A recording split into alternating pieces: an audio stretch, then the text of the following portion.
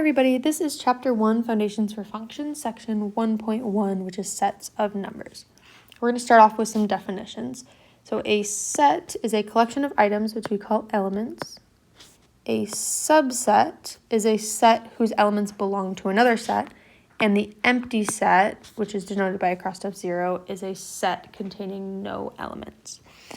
Let's discuss that a little bit further to clarify some things. So a set is a collection of items called elements. If we look at our graphic here and we're looking at our natural numbers, it says that numbers 1, 2, and 3 are part of that set. So 1, 2, and 3 would be the elements of the greater set, which are the natural numbers. It says a subset is a set whose elements belong to another set. So again, if we're looking at our graphic, we have our natural numbers, and outside our natural numbers, we have our whole numbers. We would say then that the natural numbers are a subset of our whole numbers. Okay. So this graphic here describes our real number system. Our real number system can be split up into our rational numbers here on the left and our irrational numbers here on the right.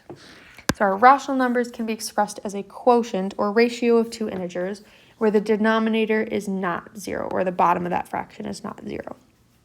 The decimal form of a rational number either terminates meaning it ends, such as 1/2, which is equal to 0.5, right? That decimal ends, or it repeats, such as -4/3, which is equal to -1.3 repeating, right? Which is -1.33333 forever and ever.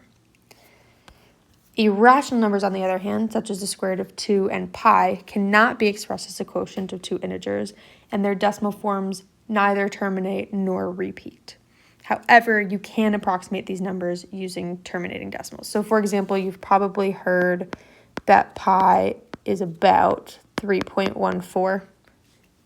That would be using a terminating decimal to approximate pi.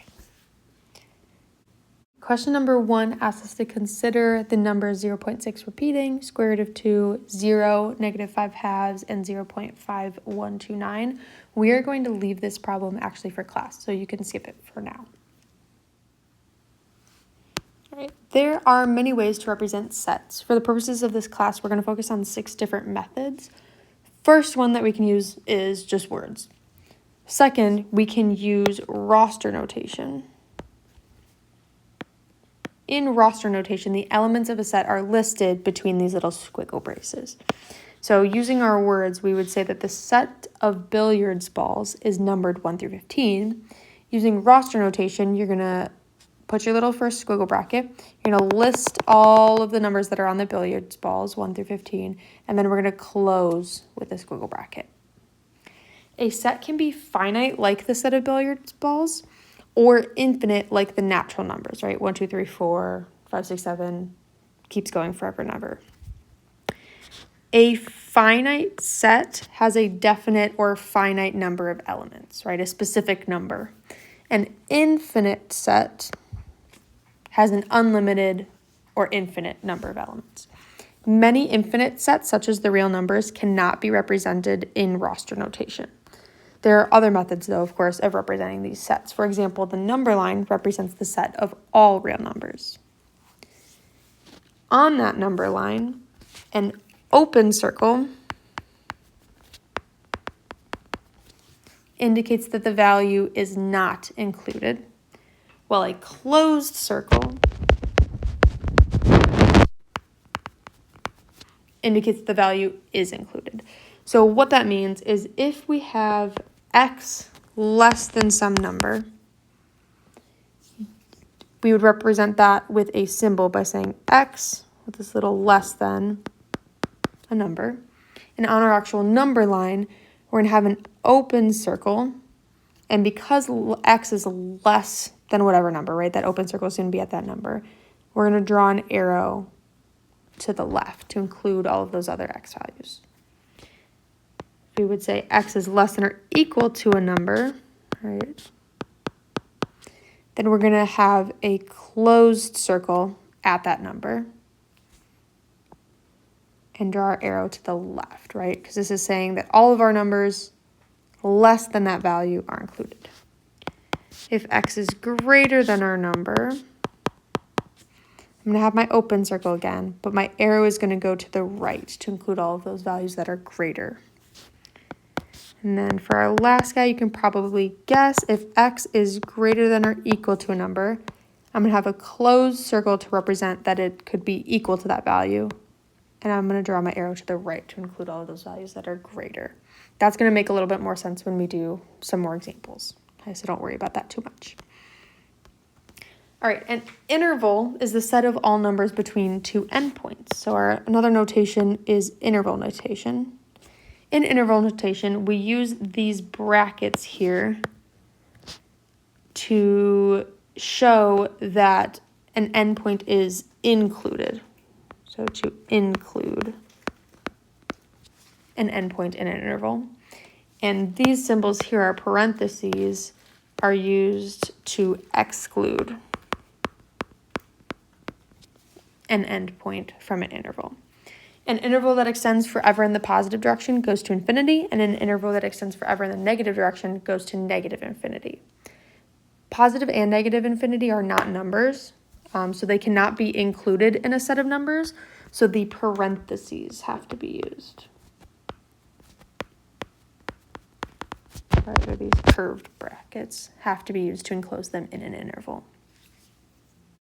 All right, another way to represent sets is set builder notation. Set builder notation uses the properties of the elements in the set to define the set.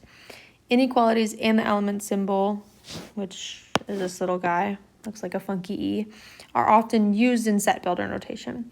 The set of striped billiard ball numbers, or for example 9, 10, 11, 12, 13, 14, 15, this is in roster notation again, is represented on the next page in set builder notation. So I'm going to just scroll down a little bit so you can see both of these side by side. So this is what set builder notation looks like. This is how you pronounce it then. So the first little bracket says the set of x is all numbers x. This little line guy means such that, and then this last part should be that x has the given properties. In this specific case, we would read this as the set of all numbers x such that x is greater than 8 and less than or equal to 15, and x is a natural number. Okay, we kind of defined this above, but this little E symbol means is an element of. So when we have this x with a little e and an n, we would say x is an element of the set of natural numbers, or in shorthand, x is a natural number. All right, we would like to complete the table below by rewriting each set in the missing indicated notations. We're going to go through one of these columns, and then we're going to leave the rest for practice in class. All right, so this first set is described as numbers greater than 3 and less than or equal to 5. If we think about all of our numbers that work in this set, there are a lot. There are infinite numbers actually, right? So greater than 3 means not including 3. So I could have 3.0001, 3.24, 3.57, 629, and a bunch of other decimals, right? 4, 4.5, right? There are a lot of numbers between 3 and 5. There are actually infinite numbers, which means that roster notation does not work here. We cannot do it. So we're just going to cross that section off for us. All right, on the other hand, we can do a number line. So we're going to label 3 and 5 on our number line. Because we have numbers that are greater than 3, and we've already decided that that does not include 3, that means we need to have an open circle here. On the other hand, we have numbers that are less than or equal to 5, meaning we can have 5 as part of our set. So we're going to fill that one in. Right? And our set includes all of our numbers in between 3 and 5. So we're going to connect our two circles. There's our number line. For interval notation, remember we use parentheses when we're excluding a value and a bracket when we're including a value. So we should not include 3, so we're going to use our parentheses. but we do want to include 5, so we'll use our closed bracket, right? So this tells us that all of our numbers are in between 3 and 5, but we include 5 and we exclude 3. All right, for inequality notation, we know that numbers, or in this case, we're going to say x, is greater than 3. Okay, so I'm going to write that out. We know x is greater than 3, and we know x is less than or equal to 5. Okay, so these are two inequalities. We would like to put them together. So I'm going to start by putting x in the middle, and I would like my higher value to be on the right side. So I'm going to put my x is less than or equal to 5. That takes care of this bottom inequality. Okay, I want to smush my x is greater than 3 and include it on here, right? However, x is on the left side over here, and x is going to have to be on the right side over here, right? So what I'm actually going to do is I'm going to rewrite this first part where 3 and x switch places. But in order for it to say the same thing, I need to flip-flop my symbol as well, right? Saying that x is greater than 3 is the same as saying that 3 is less than x, right? And then once 3 and x, once the x is on the correct side, right, I can just plop this in right here. So my inequality is going to say 3 is less than x, and x is less than or equal to 5. All right, last guy we have here is set builder notation. So I'm going to start with my squiggle bracket, my x, and my vertical line. Remember, this means the set of all numbers x such that.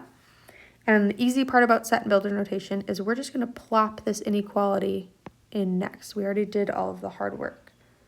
So we're going to put our 3 is less than x, which is less than or equal to 5, and we're going to close our squiggle bracket. And there's our set builder notation.